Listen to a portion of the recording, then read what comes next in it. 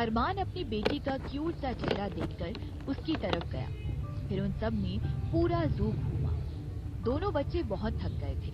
अरमान ने अवी को अपनी गोद में उठा लिया और काजल ने आदि का हाथ पकड़ लिया और फिर वो जू के एग्जिट गेट की तरफ जाने लगे। दीपक और कुछ बॉडीगार्ड्स पहले से ही कार के साथ बाहर खड़े थे। वे उन चारों को लेकर होटल की तरफ चले गए। लंच करने के बाद अरमान को बहुत ही ज्यादा जरूरी काम था कंपनी से रिलेटेड, तो वो चारों फटाफट एयरपोर्ट की तरफ चले गए। नेहा और निहारिका को साथ लेकर अमर भी अरमान के प्राइवेट प्लेन में ही वापस जाने के लिए तैयार हो गया। काजल पहली बार निहारिका को देख रही थी। निहारिका भी काजल को देखकर सरप्राइज थी। क्या आप नेहा की मम्मी हो? हेलो, मेरा नाम अवी है। अवी ने अपना सर उठाकर निहारिका को ग्रीटिंग दी। जब निहारिका ने दोनों बच्चों को देखा तब वो हैरान रह गई, क्योंकि अमर ने पहले कभी उसे अरमान के बच्चों और वाइफ के बारे में नहीं बताया था। वो अरमान से भी इतना बात नहीं करती थी क्योंकि वो अमर से बहुत ज्यादा गुस्सा, और इस वक्त उन दोनों क्यूट बच्चों को और काजल को देखकर वो अवी से बोली, अवी आप कौन हो? आपके मम्मी पापा कौन है? अवी ने पीछे देखा और अरमान की तरफ इशारा करते हुए बोली, ये अंकल ओबरॉय है और ये मेरी सिस्टर काजल है और ये दोनों जल्दी ही शादी करने वाले हैं। अरमान और काजल ने कभी नहीं सोचा था कि उनकी बेटी ऐसा कहेगी। काजल घुटनों पर बैठकर अपनी बेटी के सर पर प्यार से हाथ फेरते हुए बोली, हेलो निहारिका, इसकी बात मत सुनो, मैं इसकी मम्मी हूँ। ये सुनकर निहारिका और हैरान हो गई कि वो अरमान की तरफ देखते हुए बोली, तुम अरमान की गर्लफ्रेंड नहीं हो, और अगर हो तो तुम्हारे बच्चे कब हुए? फिर अरमान निहारिका से कहता है, निहारिका, मैं इन दोनों बच्चों का डैड हूँ। तुम्हें शायद इस बारे में नहीं पता। क्या अमर ने तुम्हें इस बारे में कुछ नहीं बताया? अमर जो अपनी बच्ची के साथ खेल रहा था, अरमान की तरफ धीरे से बोला, ये तो हमारा सीक्रेट है, मैं ऐसे ही सबके सामने कैसे बता दूं? मेरी बहन को भी अभी तक इस बारे में कुछ नहीं पता। निहारिका को यकीन ही नहीं हो रहा था। उसने दोनों बच्चों की तरफ देखा, फिर उसने काजल की तरफ देखा। काजल उसे बहुत यंग लग रही थी, लेकिन फिर वो अरमान के बच्चों को जन्म कैसे दे सकती है? क्या तुम लोग अरमान को पहले से जानते हो? निहारिका खुद को सब कुछ जानने से रोक नहीं पा रही थी। इतने में अरमान थोड़ा आगे आकर बोला, हाँ, हम सब एक दूसरे को पहले से जानते हैं। ये मेरा फर्स्ट लव है। काजल अरमान को देखकर सोचने लगी कि इस आदमी में झूठ बोलने की एबिलिटी कितनी ज्यादा है। ये सुनकर निहारिका थोड़ा सा हंसी और फिर काजल से हाथ मिलाते हुए बोली, चलो अच्छा ही है। हेलो, मेरा नाम निहारिका है। काजल ने अपना नाम बताते हुए निहारिका से हाथ मिलाया। निहारिका की आंखों की चमक देखकर काजल सोचने लगी कि वो उसकी अच्छी फ्रेंड बन सकती है। काजल, तुम्हारे पास जब भी टाइम हो तो निहारिका को थोड़ा सिखा देना कि बच्चों की देखभाल कैसे करते हैं। तुम्हारे पास निहारिका से ज्यादा एक्सपीरियंस है। अमर साइड में खड़ा हुआ बोला, शायद मेरे पास भी इतना एक्सपीरियंस नहीं है। जब ये दोनों छोटे थे तब मेरा सिर्फ एक ही गोल था कि अच्छे से इन्हें खिला दूं और ये बीमार ना पड़े। इतने में निहारिका को वापस से एक डाउट आ गया, क्या इन दोनों को तुमने अकेले ने बर्थ दिया है?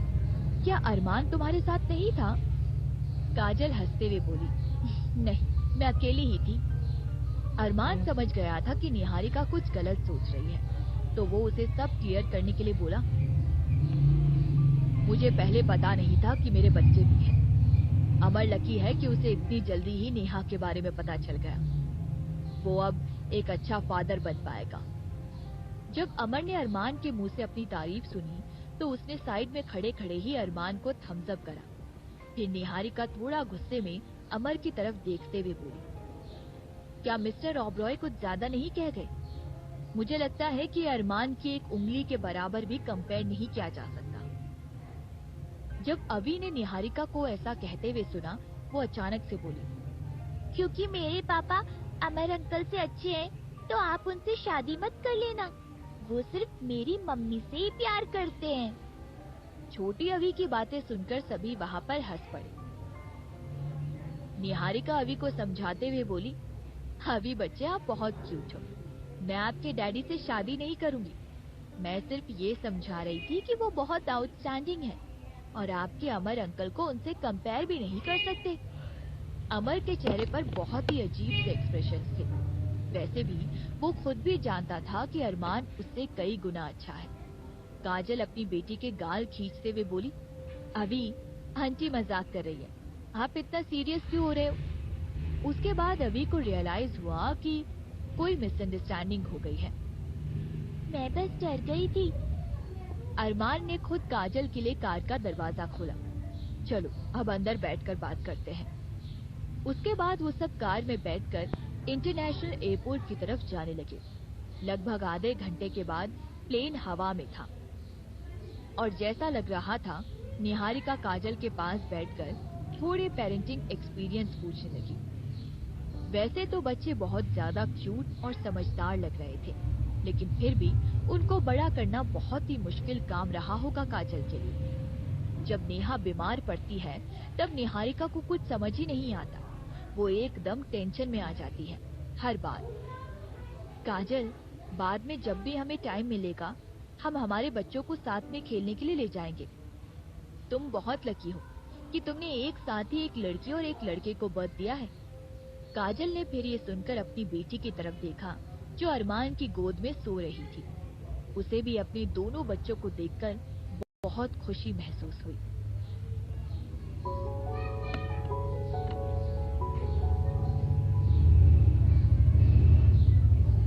इन दो औरतों की बातें घर में ही हो रही थी। अरमान के पास प्लेन में करने को कुछ नहीं रह गया था। अमर ने अपनी बेटी को गले लगाया। वो उसे जाने नहीं देना चाहता था। निहारिका को उसने सहमी हुई नजरों से देखा। उसे डर था कि कहीं वो उसकी बेटी को दूर ले जाने का मैटर फिर से नहीं ले आए। सारे बच्चे अपने पापा के ऊपर सो गए। आदि भी अरमान की गोद में सो गया। 5 घंटे की फ्लाइट को लैंड होते होते रात हो गई थी। काजल भी बहुत थक गई थी। कार में बैठते ही वो सीट का सहारा लेकर सो गई। आदि और अभी भी थक गए थे। अरमान ही अभी तक एक्टिव था। काजल और बच्चों के लिए कार अरेंज करके अरमान अपने ऑफिशियल काम के लिए कंपनी चला गया। घर पर पहुंचते ही ड्राइवर ने काजल को जगाया। काजल दोनों बच्चों के साथ हॉल में आई। काजल मैडम, आप आ गई। मैंने आपके लिए डिनर तैयार किया है, आप डिनर कर लीजिए। मनोज सबका लिविंग रूम में वेट कर रहा था। काजल और दोनों बच्चे भूखे थे। डिनर के बाद सुनकर वो खुश थे। काजल ने बच्चों को डाइनिंग टेबल पर बैठाया और साथ में खाना खाया। काजल मैडम, आप और बच्चे सफर से थक गए होंगे, आप ऊपर वाले रूम में रेस्ट कर लीजिए।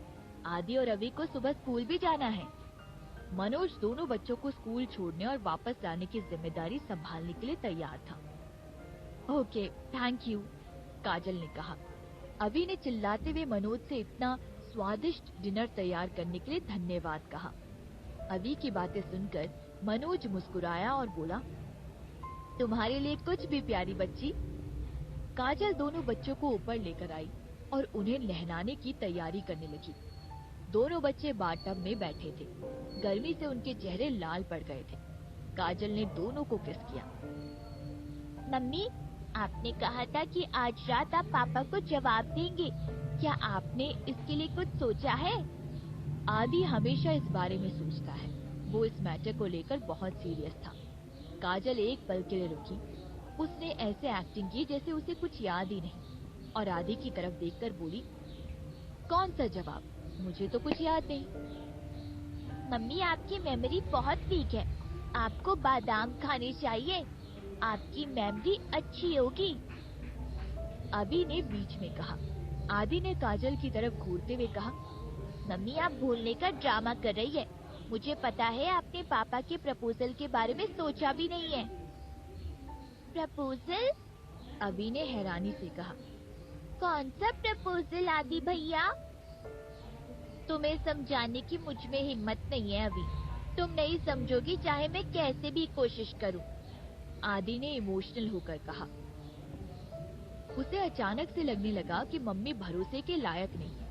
काजल ने बहुत अच्छे से अग्री किया था, लेकिन अब वो सब कुछ भूलने का नाटक कर रही है। ये आदि को उसे उदास देख वो थोड़ा सा घबराई। आदि शॉर्ट टेम्पर का नहीं था, उसे गुस्सा करना पसंद नहीं था, लेकिन वो वास्तव में बहुत दुखी था। शायद इसी वजह से कि काजल ने अरमान का शादी का प्रपोजल को कंसीडर नहीं किया। आदि ने इसे इतना सीरियस ले लिया कि अब उसके लिए ये सिरदर्द हो गया था। आदि काजल के बुलाने पर भी उसने कुछ नहीं कहा। तुम मम्मी को इग्नोर कर रहे हो? हाँ।